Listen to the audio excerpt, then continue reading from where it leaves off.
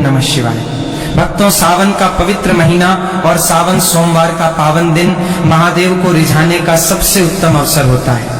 लेकिन क्या आप जानते हैं कि सावन महीने हमारी एक अनजानी गलती भी भोलेनाथ को रुष्ट कर सकती है। आज हम शास्त्रों के अनुसार समझेंगे कि सावन सोमवार की पूजा में किन चीजों को भूलकर भी शिवलिंग पर अर्पित नहीं करना चाहिए और किस सही विधि से शिवलिंग का अभिषेक कर हम शिव कृपा के पात्र बन सकते हैं। मिलकर इस पावन सफर की शुरुआत करते हैं। शिव परिवार की जय हो। हर हर महादेव। सावन सोमवार में शिवलिंग पर भूलकर भी न चढ़ाएं। ये 5 चीज आज हम इस वीडियो में जानेंगे कि शिवलिंग पर क्या नहीं चढ़ाना चाहिए और क्या चढ़ाने से महादेव तुरंत प्रसन्न हो जाते हैं, और वो ऐसी कौन सी चीज है जिसे चढ़ाने से महादेव क्रोधित होते हैं और आपको पाप भी लग सकता है, आपका व्रत खंडित हो सकता है। और मैं उन माताएं और बहनों से भी कहना चाहता हूँ कि आप भी उन चीजों को अवश्य ही पहले, क्योंकि ये जानना सबके लिए बहुत ही ज्यादा जरूरी होता है कि शिवलिंग पर ऐसी कौन सी चीज है जो हमें भूलकर भी नहीं चढ़ाना चाहिए, क्योंकि हम कभी कभी जाने अजाने में ऐसी गलती कर देते हैं जो कि बहुत ही बड़ी गलती हो जाती है और हम सोचते भी नहीं है कि हमने इतनी बड़ी गलती कर दी। भक्तों, शिवलिंग पर चढ़ने और न चढ़ने योग्य वस्तुओं को लेकर शास्त्रों में और पुराणों में स्पष्ट नियम बताए गए हैं। शिवलिंग की पूजा करते समय इन नियमों का पालन करना बहुत जरूरी माना जाता है। कहा जाता है कि शास्त्रों में बताया गया है कि शिवलिंग पर ऐसी वस्तुएं होती हैं जिन्हें हमें बिल्कुल भी नहीं चढ़ाना चाहिए, क्योंकि इससे महादेव रुष्ट हो जाते हैं और आपका व्रत खंडित हो जाता है। तो भक्तों, आपको ऐसी गलती बिल्कुल भी नहीं करना है। तो सबसे पहले हम ये जानेंगे कि जो 2026 में कितने सावन सोमवार पड़ रहे हैं वो किस किस तारीख को पड़ रहे हैं, क्योंकि अक्सर सावन सोमवार में ही पूजा पाठ किया जाता है। और भक्तों, इस बार का सावन सोमवार बहुत ही शुभ और अच्छे सहयोग में पड़ी DDH रहा है, इसलिए हर विधि उपाय के बारे में चलिए जान लेते हैं। भक्तों, आपको बता दें, इस बार सावन का महीना 2026 में 30 जुलाई गुरुवार के दिन से शुरू होगा और सावन की समाप्ति होगी 28 अगस्त के दिन, और सावन के आखिरी दिन शुक्रवार है। 28 अगस्त के दिन शुक्रवार को सावन समाप्त हो जाएंगे। भक्तों, ऐसे में 28 अगस्त यानी शुक्रवार के दिन ही रक्षाबंधन का त्योहार भी मनाया जाएगा। भक्तों, अब जानते हैं सावन के इस पवित्र महीने में कितने सोमवार और आपको कितने व्रत रखने हैं। जानते हैं, सावन मास का पहला सोमवार दिन 3 अगस्त दिन सोमवार है सावन का। दूसरा सोमवार व्रत 10 अगस्त दिन सोमवार है, और तीसरा सोमवार व्रत 17 अगस्त को है, और सावन का पवित्र चौथा व्रत 24 अगस्त के दिन पड़ेगा, और 28 अगस्त को शुक्रवार के दिन ही रक्षाबंधन के संपूर्ण होने साथ सावन समाप्त हो जाएंगे। तो भक्तों, सबसे पहले तुलसी के पत्ते हमें शिवलिंग पर भूलकर भी नहीं चढ़ाना चाहिए। चाहे शिव जी की पूजा पाठ क्यों न चल रही हो, परंतु शिवलिंग पर भूल कर भी तुलसी के पत्ते अर्पित नहीं करना चाहिए। इससे शिव जी रुष्ट हो सकते हैं और आपको पाप लग सकता है। तो भक्तों, ध्यान रखें कि जो एकादशी होती है उसी दिन तुलसी के पत्ते को तोड़ना भी वर्जित माना जाता है। तो आपको तुलसी के पत्ते नहीं तोड़ना चाहिए और ना ही शिवलिंग पर अर्पित करना चाहिए। खासकर सावन के महीने में तो बिल्कुल भी नहीं करना चाहिए। ये काफी ज्यादा हिंदू शास्त्र में गलत माना जाता है। कहा जाता है कि पत्ते भगवान विष्णु को अर्पित किए जाते हैं, जो कि शिव जी को नहीं किए जाते। अगर आप विष्णु भगवान जी को तुलसी के पत्ते अर्पित करते हैं तो माता लक्ष्मी जी इससे प्रसन्न होती हैं। नंबर 2, केतकी के फूल।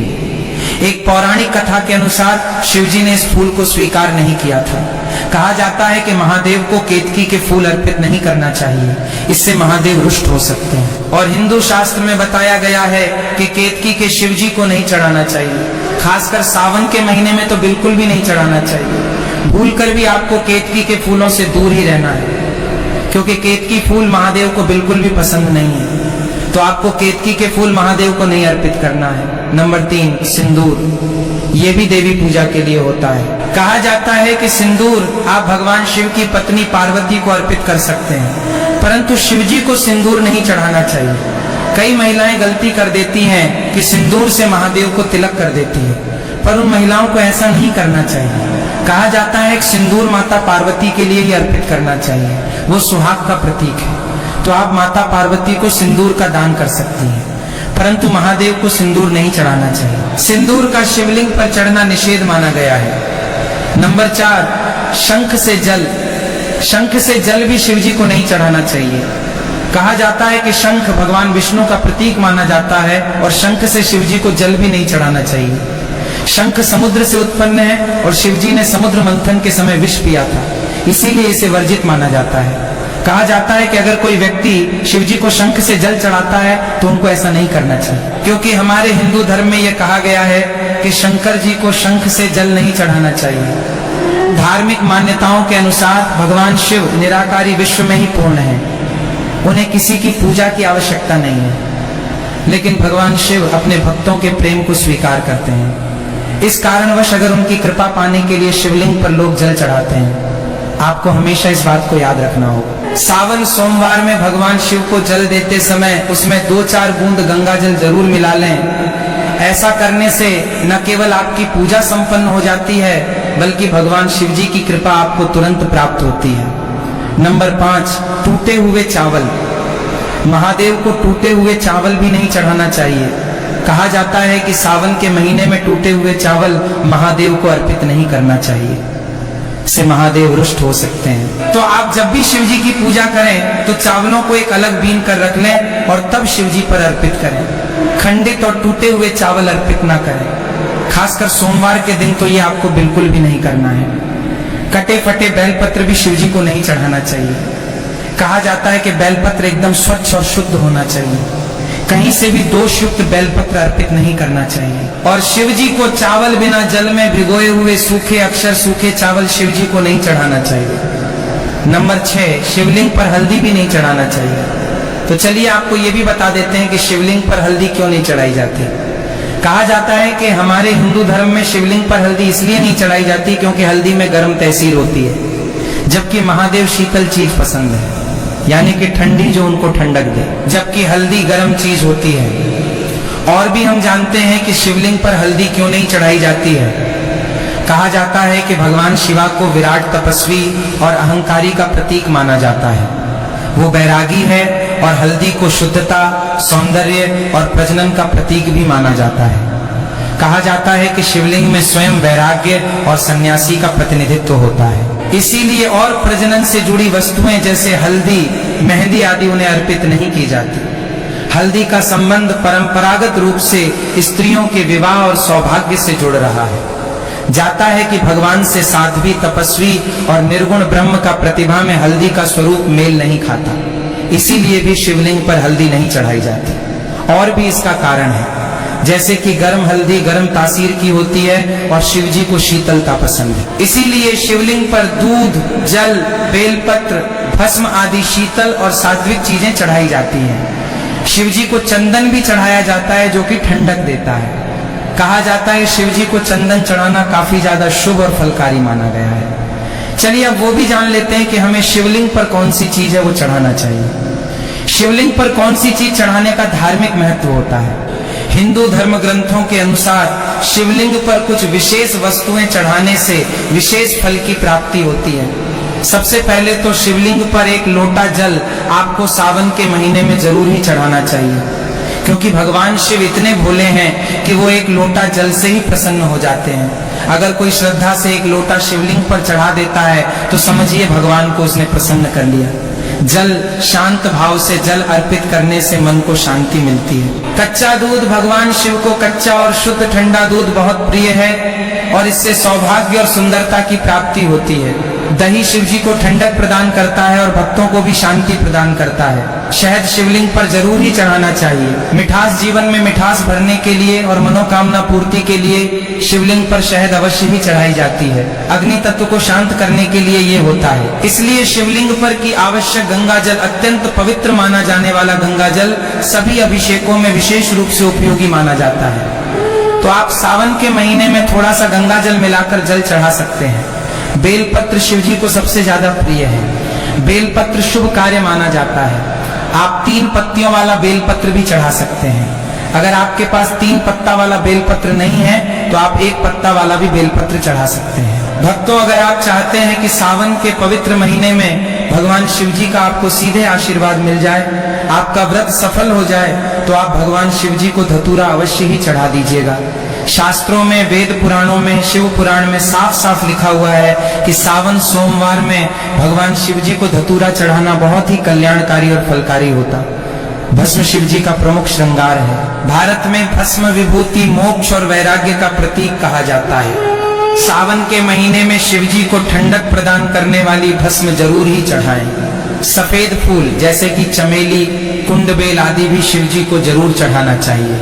शिव जी को सफेद रंग के फूल अधिक प्रिय माने जाते हैं। कहा जाता है कि उनकी प्रिय फूल सफेद कलर की ही होती है, तो आप हो सके तो सावन के महीने में उनको सफेद फूल अर्पित अवश्य करें। मित्रों, सावन के इस पवित्र महीने में अगर जिस व्यक्ति को 5 संकेत मिल जाए तो इससे ये पता चलता है कि महादेव आपकी भक्ति से बहुत प्रसन्न है और आपको धनी होने से कोई भी नहीं रोक सकता। तो चलिए अब जानते हैं भक्तों, नंबर 1, बैल का दरवाजे पर आना। नंदी महाराज भगवान भोलेनाथ के वाहन हैं। नंदी को भगवान शिव का द्वारपाल भी कहा गया है। नंदी महाराज को बुद्धि और ज्ञान का प्रतीक माना गया है। शिव के मंदिर के बाहर हमेशा नंदी महाराज विराजित रहते हैं।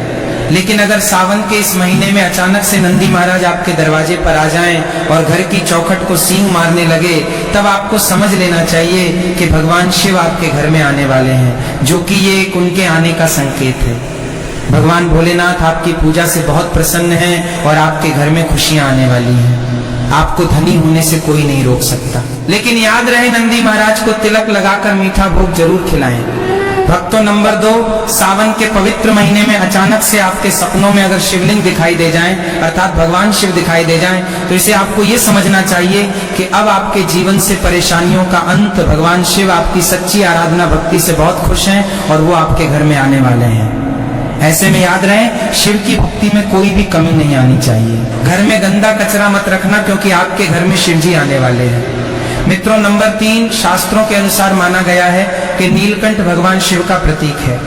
अगर आपके घर में सावन के महीने में नीलकंठ छत पर आकर बैठ जाएं, तो उसे भूलकर भी मत भगाना, क्योंकि ये शिव जी का प्रतीक माना गया है। ऐसे में आप होना चाहिए, क्योंकि भगवान शिव आपकी भक्ति से बहुत खुश हैं। शास्त्रों में बताया गया है कि नीलकंठ अगर मनुष्य के घर पर आकर बैठ जाएं, तो साक्षात घर में महाशिव के आने के संकेत माने गए हैं कि अब आपके बुरे दिन जाने वाले हैं।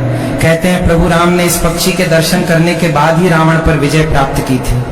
भक्तों, नंबर 4, सावन के पवित्र महीने में अचानक से घर में काला सांप निकल आए तो बहुत ही शुभ माना गया है। इसे बिल्कुल भी न मारे, भगवान शिव के आने का संकेत है। जिनकी भक्ति से महादेव प्रसन्न होते हैं, तब महादेव खास अवसर पर ही अपने दर्शन देते हैं। सावन का महीना बहुत ही पवित्र महीना माना गया है।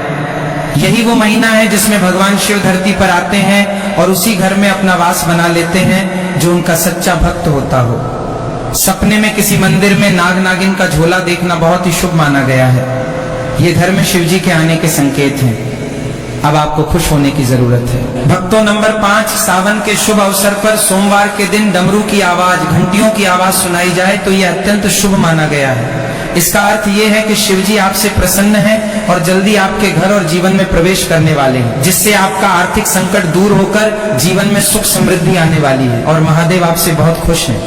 भक्तों कर याद रखें कि ये सावन आध्यात्मिक कायाकल्प का अवसर है, परमात्मा से जुड़ने का समय है। तो भगवान शिव की कृपा आप सब पर बनी रहे और सावन के पवित्र महीने में अपनी आध्यात्मिक शुभता और शुद्धता को बनाए रखने के लिए कुछ चीजों से बचने की भी सलाह दी जाती है।